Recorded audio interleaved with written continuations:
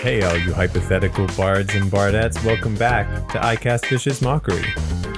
A show about shambling, about rambling. And what if you were an NPC actually, and you just you started out as one and you came to life? Oh, like the movie Free Guy. Yeah, exactly that movie. I'm Matt. I'm Austin. And you know, Ryan Reynolds. Wait, have you seen that movie? No, I haven't. Okay, me neither. So let's all get on the same page here. We're going to talk about this movie that we've not seen. Okay,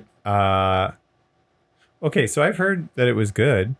I saw a clip from it. I saw one clip from it. Okay, so you saw a clip from it. I think I saw a trailer for it. We're pretty much all set. Yeah, I think that's us covered. Right there. We pretty much get how it goes. You know those scenarios where like you're watching, maybe it's somebody on YouTube, maybe it's your little brother. They're playing a game and you just want to scream at them because they're doing it wrong. Like they're messing up so bad, but it's like a really easy thing to do right. You know, not just games, but yes, I do know that feeling. Yeah, right. Okay. That's how I felt. The clip I watched was like sort of the equivalent of like the final boss battle. And that's how I felt during it. I was like, Ryan Reynolds, what are you doing? Just do this. But I didn't even know what his power sets were. Like I didn't know what he was capable of. But every time he did something, I was like, nah, that's not the right thing to do. I know I don't know what the right thing to do is, but that's not it. I don't know if he has superpowers in that movie. I assume something because I think they were trying to cram as much referential stuff in there as they could. Oh, cool. Okay. So I think the game was generally like a Grand Theft Auto type game. Right. But I don't know what other kinds of mechanics and stuff were in it. It could have been a Saints Row game. Very similar, and yet you can't call them the same thing, really. Because you don't get superpowers in Grand Theft Auto. You're right. Unless you have mods, in which case you get whatever you want. Yeah, essentially, yeah. And plenty of stuff you don't sometimes. But it's baked, depending on which mod pack. Baked directly into Saints Row. Right, yeah. The superpowers, I mean. Right, yeah. And a dubstep gun. And so the other thing is I think Saints Row is built around that. Right. You know, so... I know what you mean. There's no sort of escaping it. Whereas Grand Theft Auto, if you threw in the superpowers, you could still play without them. Right? Yeah. If you just added them in afterward. To me, it's like the equivalent of putting in the cheat that gives you like basically infinite money in The Sims. Yeah. That's what those like God mode GTA cheats are to me. Some people say it changes the game. Like some people say like, oh, well, it's not fun anymore if you can't lose. Right. But I think it's fun because now I can just mess around. Right. I can just do whatever I want. I can walk up to somebody and shoot them with an RPG.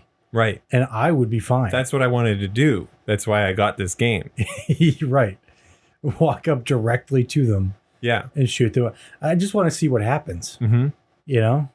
When I shoot Charlene with the RPG, like I just want to know. Point blank. Yeah. Direct. Right at her. Yeah. Because she deserves it. Of course. I mean, it's not like they all do. I don't think that reflects poorly on me as a person, obviously. No. Do I know anyone named Charlene? I know a lot of people with a lot of names at this point in my life. I think it's safe to say that I've heard billions of names. I don't know if I know a real person named Charlene. You know, you said Charlene, and I was like, yeah, that's a name. And then I thought about it. I was like, totally a name. Is that a name? But maybe not. But maybe not. Maybe the nice. Good on you. Good on you coming up with a name that made me immediately Be like, when my guard was this down. is legitimate. Yeah. Yeah. Well, okay. So do you know the name Wendy? Yeah. That's from Peter Pan. Yeah, that was made up. That was made up Yeah. for that. for Peter Pan. So I don't know if that sounded like a weird name to the people at the time. But it doesn't anymore. It doesn't at all. Not even close. Yeah, it gets a name. So maybe now everyone will be named Charlene. She gives you square-shaped burgers now. Never frozen.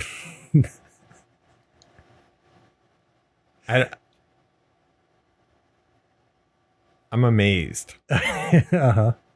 that they can make their burgers squares. Absolutely amazed. Feat of engineering, really. Because when I make a burger, no matter what shape it starts out as, it always winds up being a small little disc. It doesn't matter what you do to start. It just always. I see what you mean. Like when you throw it on that grill. Yeah. Whatever- Or a yeah. griddle. Or griddle. Mm-hmm. Just it shrinks down into a disc shape. Now part of it is that you're supposed to griddle them and like flatten them out. If you want that. And I think I usually go for something that's too thick. Smash burger. But yeah. But I like thick burgers, so I guess. And I cannot lie. Right. Yeah, sure. The other brothers can't deny. So do you want to start with the homebrew, or do you want me to start with the homebrew? Rochambeau for it. All right. All right. We didn't decide who would do what. We forgot. Okay. We forgot the important part. Yeah. Okay. Well, do over. Okay. And this time, if you win, you share your homebrew. Okay. Okay. You can go first. Okay. I lost that one fair and square. I've got a bone to pick with this one already, but beforehand, this comes to I get it. It's a skeleton homebrew. You know what? That would have been funnier if it was a skeleton homebrew. Yeah. Josemi 993. Can you spell that for us? JOSEMI 993. I will not try to pronounce it. Yosemite. It could be. Yosemite. Yep, that equally as likely in my brain. Cool. This is known as the Sambler's armor. Notice here, I'm going to say that again real fast. The Sambler's armor. What does that mean? You'll understand the bone I have to pick with it here in just a second, but this is an armor that does require attunement. And it's made out of living wooden vines that was carved from the remains of a shambling mound, retaining their characteristics of, it's like a plant creature. Mm-hmm. It's a plant made of plants. Right. Here's what it does. So it does what a shambling mound does. So you have resistance to lightning damage. That's what a shambling mound does. It has resistance to lightning damage. Additionally, if you take lightning damage, you actually get a number of temporary hit points equal to 1d6 plus your constitution modifier. Again, lightning damage actually heals a shambling mound. It has an ability once per day as an action. You can grab seeds that sprout out of the armor. Choose a medium or smaller size creature that is within 15 feet. Throw the seeds at it. Dex saving throw, or else vines sprout out of the seeds and they are restrained. And they take 2d8 bludgeoning damage at the end of each turn that they are restrained. Holy cow. Nope, not at the end of each turn they're restrained, just that first one. Oh, okay. That's a little bit, I can live with that. At the end of their turn... What? What? No, that's what it says. At the end of their turn, if they don't break free, they get another 2d8 of bludgeoning damage. Oh, okay. So it is that. So it is that. Wow, that's a lot of damage. Now, if a creature is killed by this, they transform into a pile of rotting vegetation.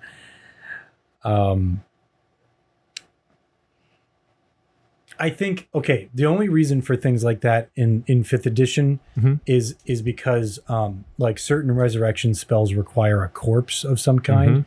So whenever stuff like that happens, it's to prevent lower level resurrection.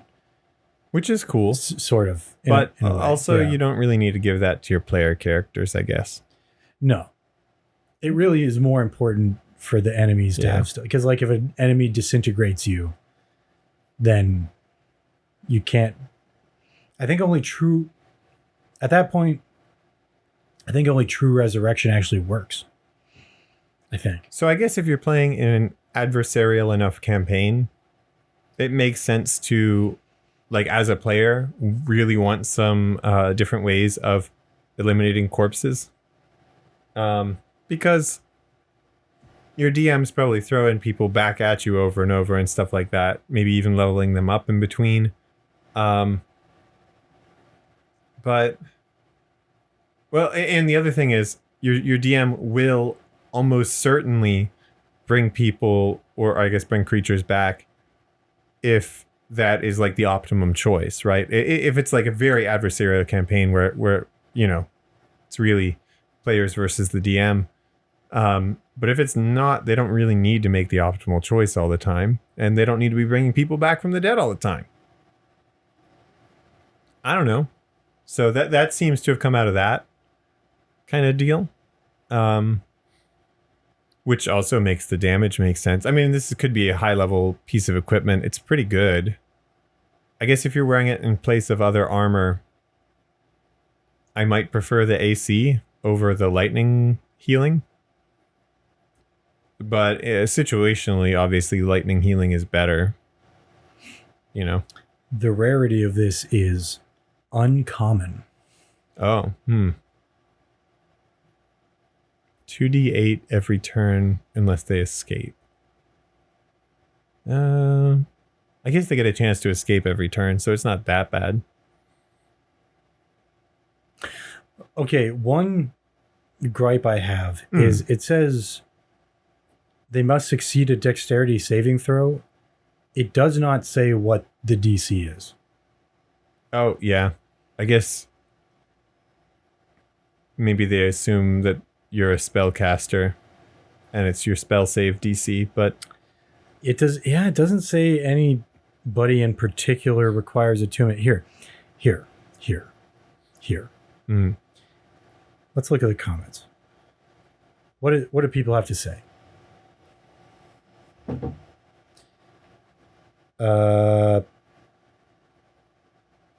Yep. Okay. Yeah. Some people are saying spell save DC for scaling. Yeah.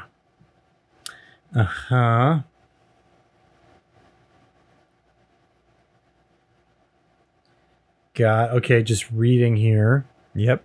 Yeah, that's all. This is the content. That's all people are saying. Okay, you know what? I do have a bone to pick with this, though. What's it called? A Sambler's mound? Armor? It should be Shambler's armor. I'm assuming that's a typo, but I have no clue. It could be on purpose. I mean, it's the main title, so you'd think it would be right, but at the same time, I've made bigger mistakes than that. It's written on here twice. In two different places, it's written Sambler's armor. Oh, okay. Which reduces the likelihood that it's just a typo, but not eliminated completely. So that makes me think: is this the armor? Was this armor made by a guy named Sambler? Yeah, Adam Sambler.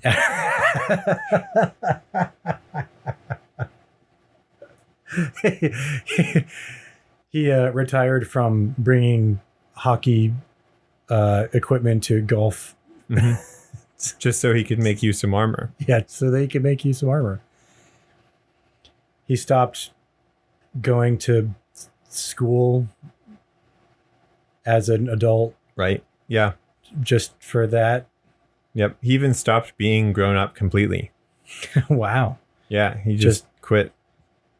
He just He stopped. just freaking quit. He just showed up in his car and he was like, I quit. And he handed in his pink slip.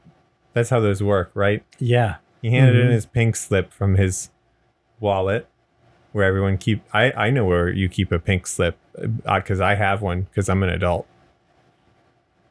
I've heard of those. Yeah. Adults. Yeah. Okay, that's good. That's fine. Do we have another? Do you want to do another one? Yeah, sure. We'll throw another guy in here. Whoops. Okay. Whoops. Okay. Whoops. Okay. I was thinking about doing an Adam Sandler voice, but like, it's not happening for me today. What does Adam Sandler really sound like? What he actually sounds like is a person, but what his characters sound like is, I don't know if I can do it right now. I mean, I know I can't, I guess. Here's a level 2 conjuration spell. It comes to us from JotaTaylor, Jota Taylor, Taylor. I'm going to say that's Yota. JotaTaylor. JotaTaylor. JotaTaylor. It's called Bear. Could be Jota. Bear. Wait, spell bear? Bear. Okay. All right. Yeah. That's what I assumed it was, but there's also another. I don't know if you knew this, but there's another word that's pronounced bear. Yeah. 60-foot range, only verbal, 30 seconds. The spellcaster shouts a word of power in a forgotten wild language. It means bear. In the next 30 seconds, an enraged brown bear will appear in an unexpected location within 60 feet of their location. The DM decides randomly when the bear appears. It is hostile to all creatures around it.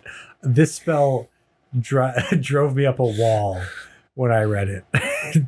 Drove me up the side of a building. Just the phrasing of it, just the way that it's written.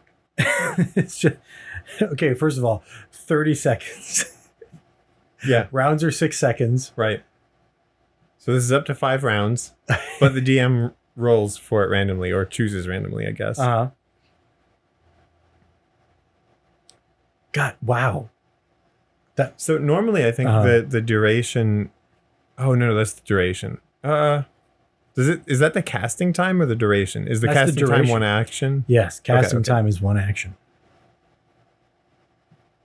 So the duration. So the bear after it's summoned is summoned permanently. Is that the case? Do we know?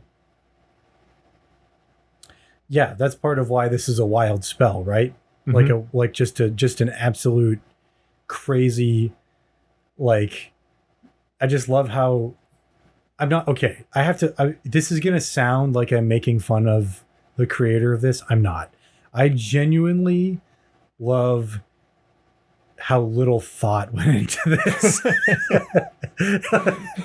Like, seriously. Yeah. Because he was like, what if bear just appears? And there's nothing to tell you anything else about the situation. Just sometime in the next 30 seconds. It says, okay, so it says that the location that the bear will appear is unexpected, but it does not say that when the bear appears is unexpected. Right. But it does say, and in the next 30 seconds, which sort of implies that it's a random time. No, because it says that the DM chooses the time, right? Oh, yes. Okay. Later. Yeah. In the next sentence. Yeah. Which it also, says, I think, implies that it can be any time during that. Any time, but during that 30 seconds. Yeah. Also, the fact that it's hostile to all creatures around it. Mm-hmm. I like that. Now, I think that this is... Well, number one, I think it's not good to use. Here's why. Mm-hmm. I think this is a challenge to your DM. Okay. Right? Like, I think this is well, I guess technically verbal, but a non-verbal challenge. Saying, basically, you suck at being a DM. Try harder. Or that sort of thing. because it does say that the bear has to appear in an unexpected location. Which means, to me, as the DM, I would read that as you saying that everything that I do is too predictable. And this is a challenge, and I have to find the most unexpected location within 60 feet of you, or whatever it was. 60 feet, I think, right? Yeah. That's going to be tough. Okay, my first thought, 60 feet directly above you. That unexpected, though? I think so. I guess is it what the players expect or what their characters expect? I mean, the first time they used the spell, assuming, that they gained it through whatever druidic means that people gain spells, it's a druid spell, right? It's not. It doesn't have anything. It's a conjuration spell. It can be anybody. Let's say it's a druid spell. Cool. So you're a druid, and you learn this spell by, I don't know, talking to some butterfly or whatever druids do. Right. And the butterfly's like, hey, check this out.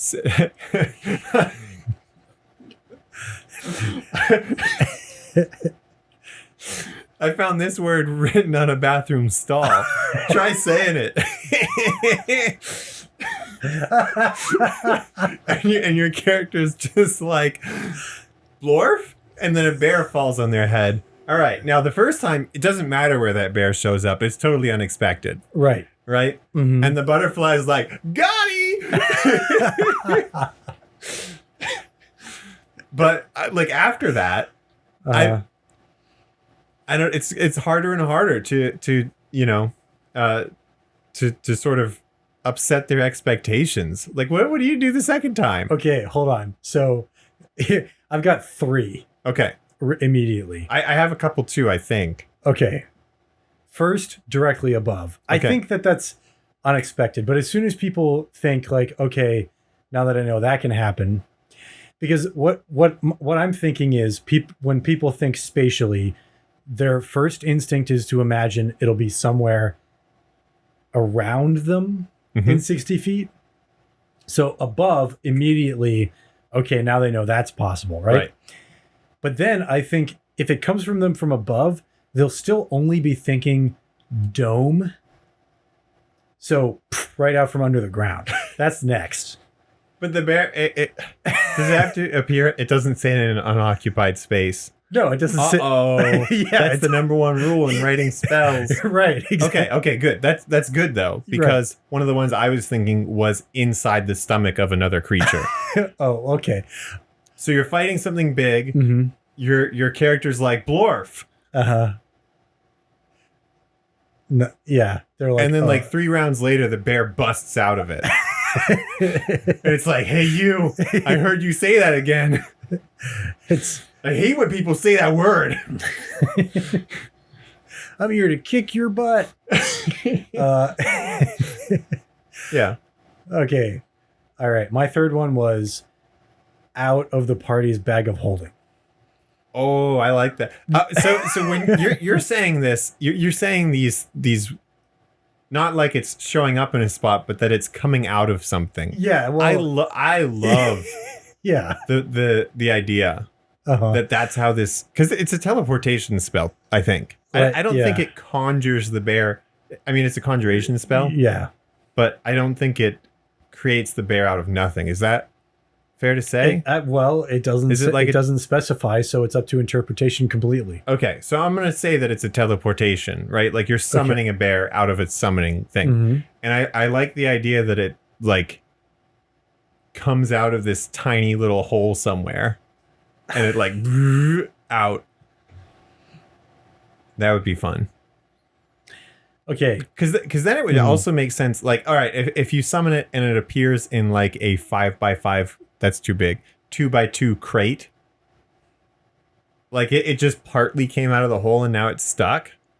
And then when you open the crate, like the rest of the bear comes out. Yeah, I could see that happening too. Or it would just break it. I'm not sure if it would just break it. Well, as it does, it might. And then it would be even more grumpy, to be honest. It's already enraged, so... Yeah. So what's enraged plus grumpy? That'd be like, And grumped. yeah. I mean, so what does the grumpy status condition do? I think you have disadvantage on charisma rolls, For sure. but okay, grumpy. Being grumpy doesn't make you stronger. I will just say this as a person who trained in martial arts who has trained in martial arts for a long time. Like anger doesn't make you better at fighting or make you stronger, or anything like that. It just it's not good for any of those things. You kind of want your head to be clear for that. So I think that the grumpiness would actually maybe it would increase their armor class. Oh yeah, make them a little tougher. Just like you hit them and they're like, whatever. Yeah, whatever, Dad. Yeah, because like what I mean, if you do 5 damage to someone, what did you really do? You made them grumpy, right? Like that's the thing that you really accomplished there. So like I don't know. I feel like that's fair. Should increase their armor class. It makes them. It depends on their level, because if they're level 1 and you did 5 damage to them, that could be death. Well, you can kill anyone with 5 damage if it's the right 5 of their hit points. If it's on the right side. I meant the correct 5 hit points. Yeah. No. Yes. Oh, okay. Yeah. If it's on the right side of their hit points, yeah. Mm-hmm. I don't know what that means. Wait. Which way? I guess on the left side hit of their points hit points are left to right at least. Right. So I think usually. In Chinese they think of numbers as like negative numbers up and positive numbers down. At least that's how they think of days. But it was explained to me that their whole number line goes vertically, like when they're fantasing it. You know what I'm talking about? Right. When they're visualizing it, they see the numbers as going from like negative to positive, top to bottom. And it was explained to me that that's actually from calendars, because they had calendars for so long, like written ones. I don't know if that's true or not, but because they wrote calendars that same way, with like the lower numbers at the top. Yeah, well, I mean that's just how a calendar goes when you flip the pages. Like like you're taking your current one and pushing it up to where the old times are. That's lower numbers, and then you're going to the higher numbers down below. But yeah, they also wrote that way and everything, so that it makes sense, I think. That is an interesting way. That's an interesting perspective. And it's also interesting how at first you think that's funny because that's not right, and then you're like, wait, but why does it matter? It's not right or wrong. No way is right or wrong. Yeah, it's just a different way to see it. Yeah, well, because in Western mathematical notation, most often if you see a graph, the like vertical axis goes, negative on the bottom to positive on top. But right. Yeah, I guess not everyone does it that way. Do you know if graphs are made that way? That I don't know. I assume that they're not. I assume that they're done the same way as in Western notation, just because in the end, the people learning them end up at the same jobs. So it's it's not like it's that different. The world is too connected to have separate stuff like that. Yeah. There might be a notation for it though that's more natural for like the Chinese like audience, I guess, that which is used locally. That would be interesting to find out, but not on our podcast. Nope, this isn't one of those. We talk about goofy Dungeons and Dragons goofs. Guess I got one for you. For you. Please tell me. So I'm working on a homebrew. You are, and it's great. I'm a fan of it so far. I came up with better stuff. Oh, nice. I came up with better stuff. Even since didn't you just show this to me the other day? Yeah. Oh yeah, dude. Yeah. And you came up with a wow. I've been going nonstop. Yeah, you must have had a great session. Yeah. It's well, it's while I'm at work sometimes. Today it was while I was at work. Nice. Yeah. Because I think you sent me a message. Was that today? I don't even know. It doesn't matter. Anyway, I reread that message and I was like, oh, here it is. I got the idea. All right. So let's talk about some of these. We're going to build up to this. All right. We won't give away the whole thing yet. But I was coming up with some basically feats. Here's a fun one. Okay. Body shield. When you have an enemy grappled or restrained, you gain the advantage of 3/4 cover, which, in case you don't know, is +5 armor class and +5 on Dex saving throws. And it's against all creatures other than the target enemy.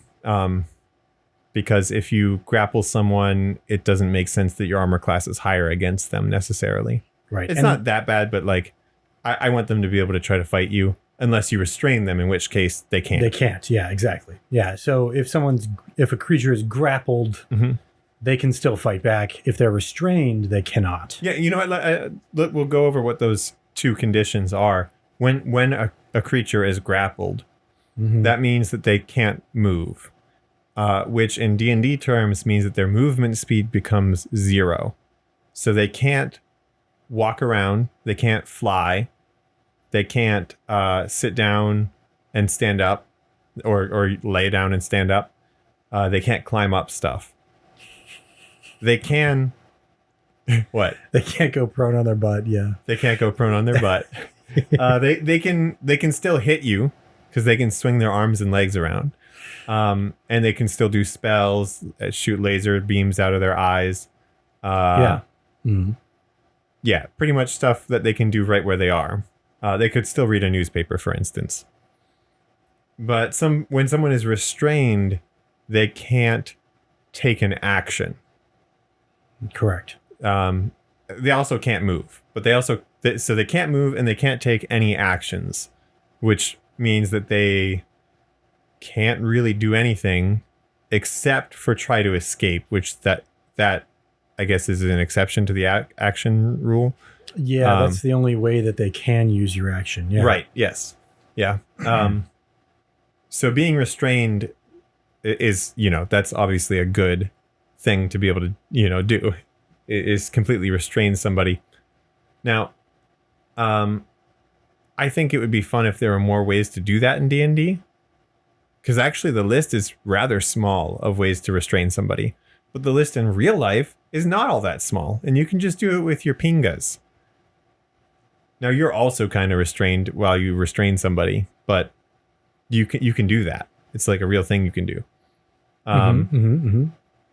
Anyway, though, what do you think about body shield? I think it's fun. I like it a lot. I think it's a good it's an additional thing though, because most people grappling, if you're bigger and stronger, you can hold somebody and make them not move at least not where they would want to go. But this is like you're skilled at this thing, right? Like you're good at this to the point where you don't actually need to pay full attention to this person who you're holding on to. You can actually like look around and you can see a threat far away and like position yourself to defend from it. Or you can see other people and like bump this dude into them, right? Like without moving from your spot too much. And I think that's pretty cool. And I think it's great. I think it also adds maybe an element too where if the person that you're grappling is an ally of somebody, they don't want to hit them. Right. Yeah. So, they might miss just because they're being too careful not to hit their friend, stuff like that. Speaking of allies, this might be abusable a little bit because if you grapple your own ally, you gain 3/4 cover. That's true. And they can be grappled willingly. So right. Yeah. All you have to do is like just grab onto them with one hand. And they're like, oh, I can't move. They actually do have to give up their movement speed to do that, but maybe they weren't going to move anyway. In which case now you just have 3/4 cover for holding hands. Which is kind of isn't that nice, actually, though? That's very sweet. wholesome. That's very it is. It's very sweet. It's very sweet. But it's also partially does make sense. Because you can actually just be like, oh, I'm just gonna put my head right here. Don't move. You're fine right there. I'm just gonna do this. And so it can be seen as like a selfish thing that your character's doing. So it could be both. That's kind of fun. In that case, I'm wondering if would it make it too complicated? The answer is yes. Okay. But would it make it too complicated to try to put in some kind of system where at certain numbers of like missing your armor class and such, they hit the other person? I'm getting there. Oh, okay. Oh, I'm getting there. That's one of the things I thought of today. Okay, cool. Cool. So here's a fun little maneuver for something I'm working on. You can use a reaction to make a restrained target take damage for you. So if you have them restrained, you can use a reaction and they take whatever damage you were about to take. Any damage that was directed at you.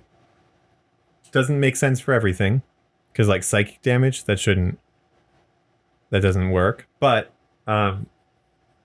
we'll go with it for now. We'll say that magic is, because I think in D&D it's like a locational thing.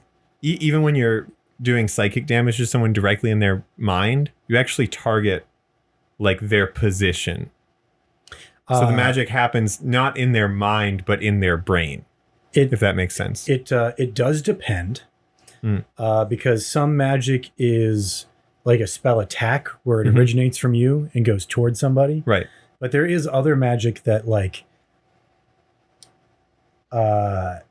you target a creature, but it's a saving throw. In which case there's no hitting them involved. Like you don't have to aim. You just have to like be aware of their presence or something. I don't know. Right. Yeah. I guess I could specify then that any attack made against you can be instead directed at a restrained target. Yeah, because then a spell attack is an attack. Yep. And that's pretty much it. I mean, those are the only two things that spells do is they either attack or they save. Yeah. And then area of effect stuff, it's a little bit different anyway. So, because I was actually thinking that you would be able to use it for that, but it doesn't really make sense physically. So we'll go with that. I'll make notes of this in here later. But okay, so what I'm thinking of too is that there might be an opportunity for, I don't know, some kind of homebrew class or subclass. Okay. To use reactions a lot more heavily than any other class or subclass has before.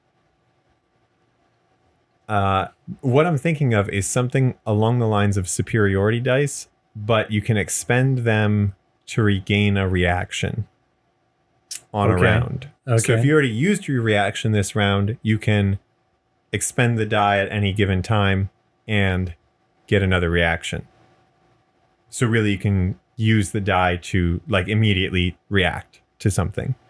And it would be a heavily reaction based character, I guess I'll say for now. Now I think that this could be terrible for group play. I'm building something that's for one player, but I think it could be terrible for group play because you'd be constantly interrupting other people's turns. That's true. Not necessarily though, but that's kind of how it would work. And it's not really reactions based on, because again, I'm developing it for solo play. It's not really reactions based on allied attacks or anything. So you might not interrupt most people's turns, but you will interrupt a lot of enemies. And that makes for maybe longer combat, but also shorter combat because they die sooner. Well, yeah, there you go. Yeah. And I think if you're doing a solo play, game, you almost kind of need to have a custom made class, because every class in D&D is designed for a group. And to have a role at a table. Right, exactly. Not guys. Oh, you thought he meant. You thought I meant roll? Yeah, me? Him? Roll? Is that what you thought? Silly. Yeah, but no, yeah. So each character is designed to either, be a healing thing or whatever, whatever their different positions are in the party. And some of them are more of a hybrid, like what's that one monk called? The one that heals people and hurts people. I don't remember. Something death. I don't even know. I played one, but I don't remember what they're called. Yeah, that kind of monk, though, that heals people and hurts people. They're sort of in between on their role. But, like, for the most part, that doesn't make them more viable than other, like, more specialized characters. Way of Mercy. Way of Mercy, yeah. Yeah, the more specialized characters tend to be better in larger and larger groups. Like that's just what works best for combat, works best for having skill coverage for all sorts of different situations, rather than having, those mixed specialty characters or stuff like that. Anyway, that's enough of that rant. I got another one for you. Ferocious Surge. This is so fun. It would be a very high level thing to unlock, but here's how it works. When you use your action surge, it's for a fighter. This is for a fighter. You move with a speed and ferocity that takes opponents by surprise, giving you advantage on attacks made as part of the action surge. Now you can use your action surge for other stuff instead of attacks. Or you can use your regular action for other stuff instead of attacks. But I like the idea that not only is your action surge like already impressive, like it's already great that you can do another attack this turn, but like you are so fast and like so strong, and like it's scary, right? Like it's so fast that people don't expect it, and and suddenly there's a bear. Bear. What? No, but you're just so fast and so like skilled, I guess, at fighting that they just don't see it coming. And so you just get more chances to hit. And I think that's pretty fun. And actually it kind of feels a lot like what it's like to be good at fighting. Like when you like spar against somebody who is totally untrained, you have more, you can do more moves. Right? Yeah, like there are just so many chances to hit them, and they don't have very many chances to hit you. And like there are moments where your foot is on their head and they didn't even know it was coming. Yeah. And yeah, it's they already like, there. Yeah. It touches, and they're like just about thinking like, I should start punching now. I see the opening. Here it go. Yeah. Oh man, what? Why am I looking this way? Oh, there's a foot on my head. Yeah. Mm-hmm. Yeah.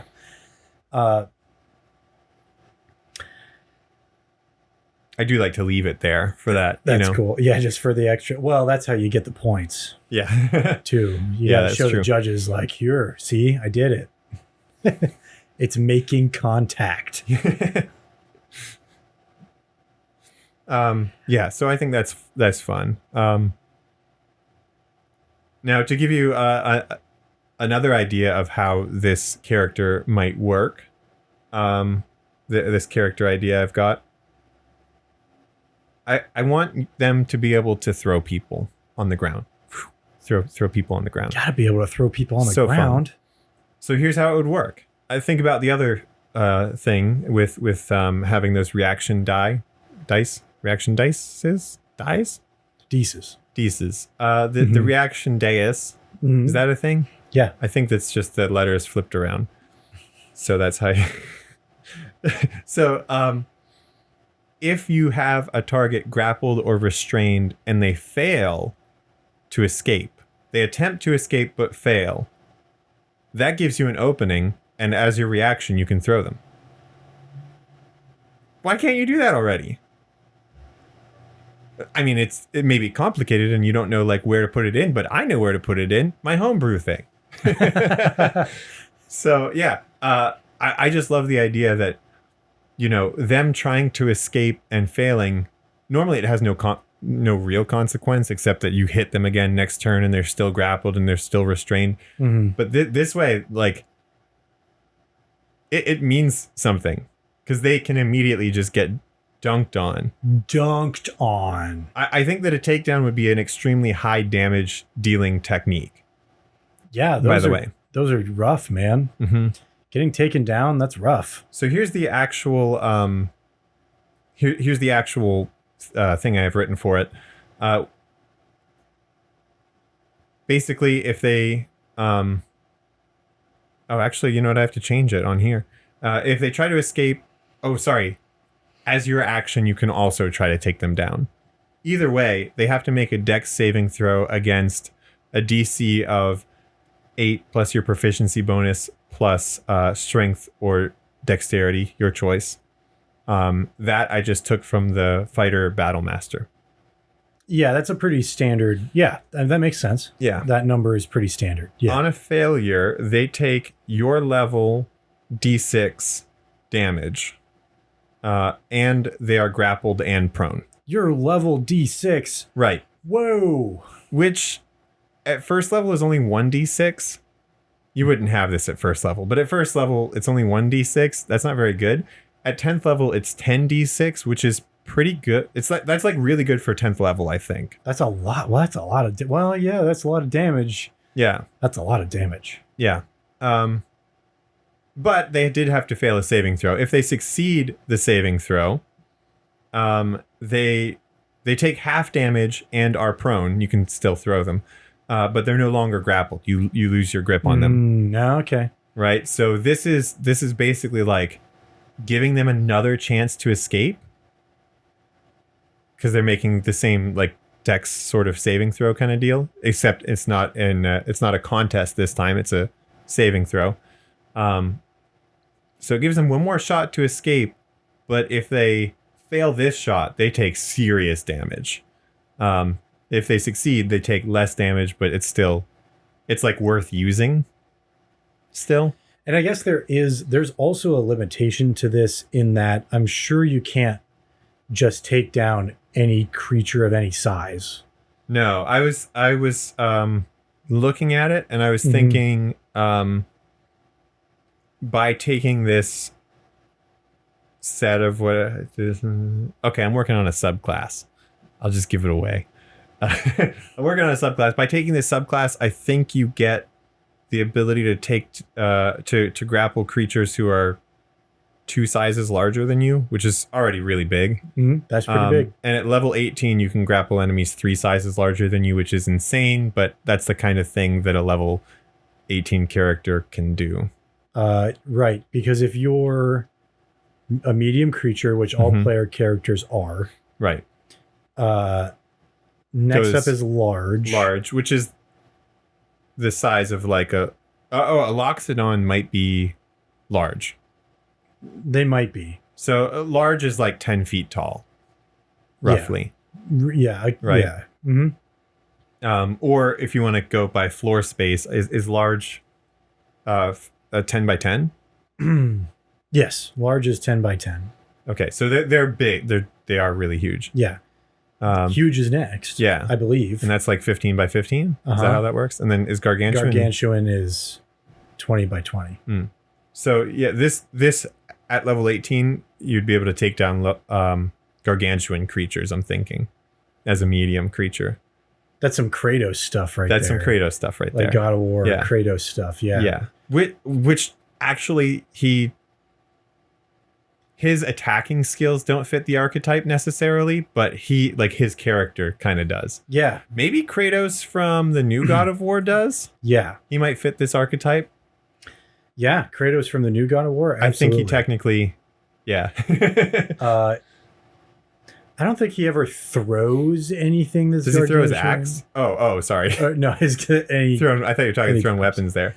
He throws creatures that are twice or three to 4 times his size. But I don't know if he ever throws anybody bigger than that. Like because they're like troll creatures they're like mini bosses that. Well, 20 feet tall is only 4 times my size. Yeah, only. I mean, it's actually less than 4 times my size, but yeah, 20 feet tall is gargantuan, right?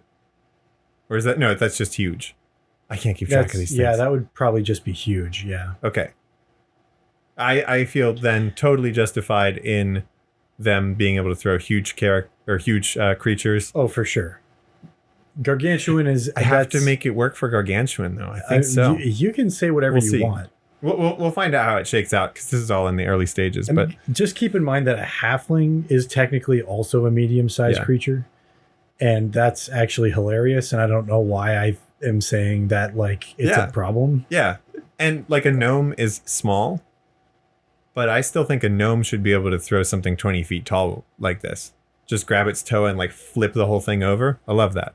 Now, because part of the issue is that you have to be able to grapple and restrain that creature. Grapple or restrain, I should say. And that's pretty tough when they're that big. They can break out of it most of the time. Or if you grapple them, then they can damage you enough with claws and stuff that like you're in trouble. So you want to take a slightly different approach. I don't know. I feel like it'll end up balancing itself. So I won't change it yet. But then when I get there, I might be like, okay, never mind. Either way, for what this is for, it's probably not something you have to worry about. For what it's for, initially. Right. But who knows? Do we want to do one more piece of this? Yeah. One more speculative chunk? Mm-hmm. So here's the thing I'm thinking. I call this feat always armed. Yeah. Here's the description. Everything is a weapon in the right hands. Your hands. You can apply your proficiency bonus when attacking with any object you can hold in one hand. That's it. That's the whole thing. This I'm thinking of as a very low level skill for this type of character. Yeah. Mm-hmm. Because the idea is not necessarily that they have a certain weapon that they love or anything, but just any situation. They're just ready for anything. Yeah. No matter what comes up. They're like the MacGyver of beating people up. Right. Which MacGyver is also. Does he beat people up? I'm sure he does. Using his inventions. Yeah. Would you call... Yeah, they are inventions, I guess. In a way. In a way. Anyway, though, yeah. I think I think that's a fun sort of like... nobody else has that, first of all. Like, you can have proficiency using improvised weapons, sort of, because there's that one feat that does that. Mm-hmm. But they kind of specify how it works a certain way. And this, because it's a subclass, can actually level up. So I'm thinking that there might be a chance that things that you can lift with 2 hands will also use your proficiency bonus. And, they can deal certain damage based on how that, shakes out. Or even, here's what I really want to do with this. I want to make it so if you attack with different weapons on your turn, it adds to the damage. I want this character to be about surprising you, right? Like, you didn't expect them to hit you with a book. And now they're breaking your neck with it. Like, what's going on? Oh, like that scene in John Wick. Yeah, exactly like that. Yeah. Right? Like that's the kind of ingenious environmental gameplay I want to allow this character to do. Basically, they react to their opponents. They react to their environment. Nothing can catch them off guard. Okay. Yeah. Right? Like there is nothing that's the wrong weapon, the wrong place to stand. Oh man, I wonder if I might have to do something with terrain. Probably not. I don't know if it'll come up. But there's no wrong attack. Like they just rush in, they do whatever, and then they can handle whatever comes back at them. That's kind of their idea, their modus operandi, right? Like that's how they approach it. Now, I don't want to give anything away because I don't remember if this was in your notes or if I'm just thinking of it. Okay. But you got to put something in. If you're going to do somebody who uses improvised weapons, that's what they're good at.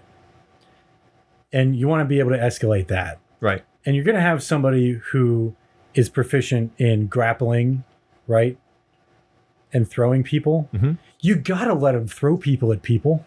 Yeah. So, yes. Actually, you know what? I don't have that exact thing. I do have, you'll be able to take people's weapons. And I was thinking you would be able to use people's weapons if you have them restrained. Okay. So you could use their weapon as one of your attacks. And you can also use your weapon. So if you were holding a sword in one hand and somehow restraining someone with another, I haven't figured out how this class can restrain people yet. That is something that's going to be like, that's really the crux of it. There's that, and then the whole reaction thing. Those are the two big obstacles to overcome with kind of balancing this to make it feel extremely powerful. It has to feel that way, but it also needs to feel like it's not just having everything handed to it. Yeah, it does need to be extra powerful because it's meant for solo play. Yeah. This is a one versus multiple opponent grappler. Like they're getting into risky situations, and I expect them to take a lot of damage. And they don't have much in terms of healing. Right. Like there are no feats or anything that give them healing aside from what a fighter normally gets, which I think they get second wind. And yeah, that totally fits the flavor of this. Like it's perfect, but it's not like you can just go around doing that all the time. Right. Like you have to just use it for like to push through this one time, like it's that kind of thing. I want this subclass, characters playing this subclass to get beat up real bad, but dish out a lot of damage at the same time. Yeah. Solid Snake. Yeah. Yeah. Something like that. Yeah. I don't know. Does he take a lot of damage? I guess he does against bosses and stuff. I just mean in general. But in general, they would play a little like him. Yeah. Yeah. I'm thinking of characters that this reminds me of. Yeah, definitely. John Wick is one of them. Yeah. Solid Snake. Who else was I thinking of? I mentioned Kratos earlier, but ish. Right. He's more of a barbarian. Who's the guy from Taken? Whatever that guy's name is. Taken guy. Yeah, Liam Neeson in Taken. Yeah, Liam Neeson. He's like that guy. His name isn't important. That's the thing, though. That's true. He does. I think he says that on the phone. Does he say something like that? Well, who he is isn't important because he has a special set of skills. Do they even say his name in that movie? I don't know. Do they even say the character's name Maybe in that it doesn't movie? matter. I mean, it really doesn't matter as far as the movie goes. It really doesn't matter. But guys, post in the comments, what is that guy's name? Okay, hold on. Who is that man? I don't know, but I don't know. But if they never say his name in the movie, I thought that movie was good when it came out. It just got better, if that's the case. Yeah. Because I don't know why I love that so much. It's like I do. Yeah. That for that movie, that's really cool. Yeah. For other movies, that would be dumb. but for that movie, yeah, that's really cool. Yeah. If they just never tell you who this person is, but because you still, if they don't, they probably do say his name, and now I'm gonna look dumb after saying this, but you still care about his daughter, right? Like immediately, you're like, I don't want this girl to get hurt, and guess what happens? Spoiler alert, guys. God, when did that movie come out? Like 2000? I don't know. It must have been like 8. Yeah, I'm gonna look it up. Okay, you could do that, but like you already care about these characters and you want to see him succeed in this revenge story thing, right? But it would be so impressive if they did that without ever telling you who he was. Oh, I nailed it. 2008. Yeah, that's the right time. What? They made a third one? When did they make what? Yeah, Takthreen. No, it says Taken 3. No, Takthreen. Look up the poster for it. Yeah, I'm seeing I'm looking at the poster right now. They didn't name it Takthreen? No, it says Taken 3. What the heck? I'm never watching that. I'll watch it when you guys come out with Takthreen. Takthreen. That is fun. Wait, okay. So the first one, his daughter gets taken. The second one, he gets taken, and his ex-wife and daughter have to get him. Sort of. Yeah. What? But happened? he also beats a bunch of people up, I think. Yeah, he does too. Well, he does most of it still. Right. Because they rescue him in like the middle of the movie, I think. Yeah.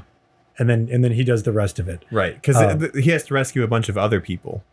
Who are also taken. Right.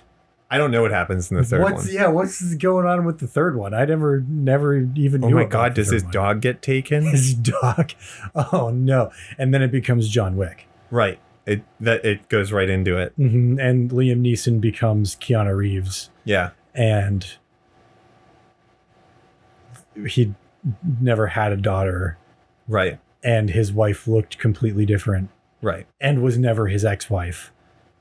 Well, she's ex something. And also is the one who got him the dog. She is an ex. Yeah. Okay. Yeah, if you want to put it that way. Yeah. Uh-huh. Remember when they exed her? Well, she was never alive in the movie. No, yeah.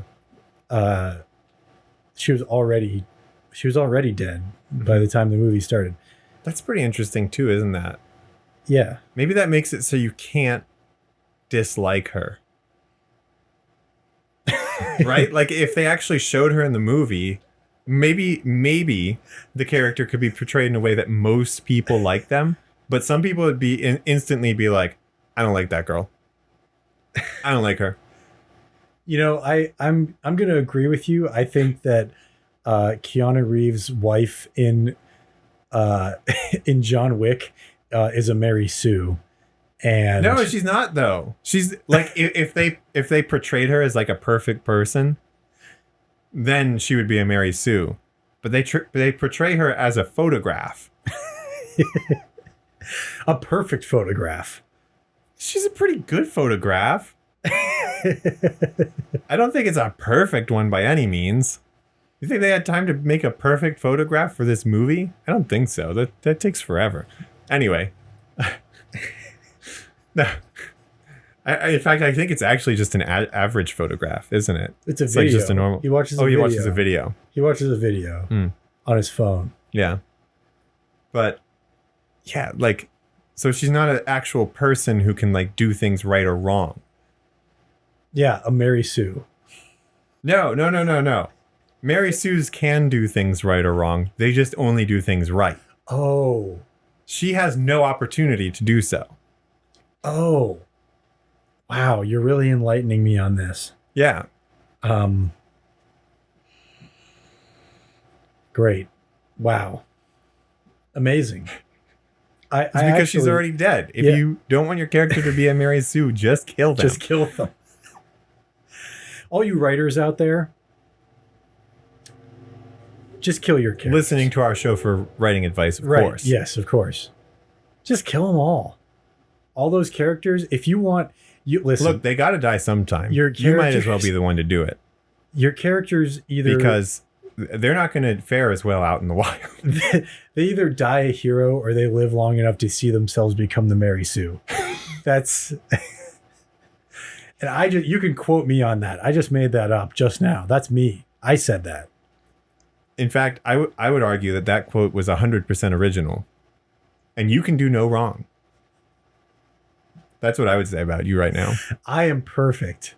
Perfect as not like perfect in the sense that you got 100% on a math test or something, but perfect as in like you are outside the bounds of math. When I do something, regardless of what its status would or would not have been previously, it becomes perfect. Right. Yes. Basically, throw Matt into any situation, and doesn't matter what happens in the middle. At the end, everybody will clap. Oh man, like this one time I was at the movie theater. Yeah, exactly. This guy was talking too much, so I told him to knock it off, and everybody clapped. Yeah. It was great. Yeah. Would Mary Sue do that? Yeah. I guess we can talk about Mary Sue's another time. We'll see you later. Yeah, okay. Bye, everybody.